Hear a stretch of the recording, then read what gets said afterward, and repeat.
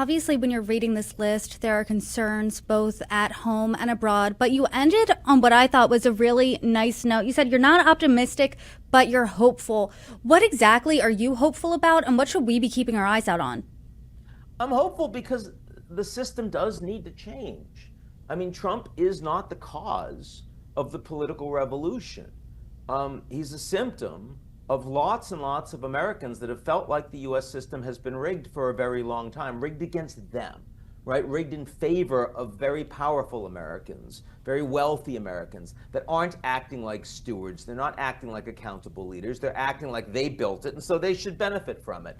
And that is not acceptable. The anti-globalism comes from all of the wars that the Americans have fought on the backs of the poor and unconnected Americans, fighting courageously for their country and getting what in return? The free trade has benefited so many wealthy American shareholders, while we've seen, the American Rust Belt get hollowed out, American manufacturing get hollowed out, and there's a concern the same thing will happen with white-collar workers as AI develops huge productivity gains, profitability gains, but without those benefits accruing to the workers. So the system needs to change.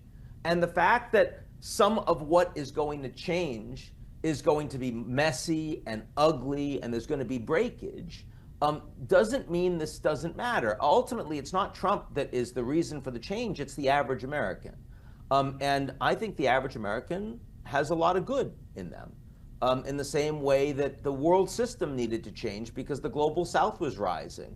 And they said no more to colonialism. Well, there's kind of a bit of neo-colonialism that's going on in the United States. And so ultimately, a lot of Americans want to throw off the shackles as they see them, And for them, the shackles is globalism. So globalism will fail and it'll be replaced by something else. I am hopeful that that something else will be more constructive and fit for purpose for all of us in the 21st century. I am not optimistic, but I know that there is such an opportunity. As long as that's true and we're here, we might as well fight for it.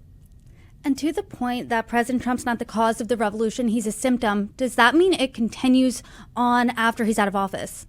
Clearly. I mean, Biden did not drive more political revolution. He wasn't breaking the system to a greater degree, but the system was becoming more broken. People were feeling more disenfranchised. There was more disinformation. There was more polarization as a consequence of 4 years of Biden, just as there was after 4 years of Trump the first time around. I do think that Trump is an accelerant in a way that perhaps Biden was not, but there's no president in recent memory that has actively been involved in trying to address these root causes. So in that regard, I think that we expect this political revolution at some point to continue. You're kicking the can down the road.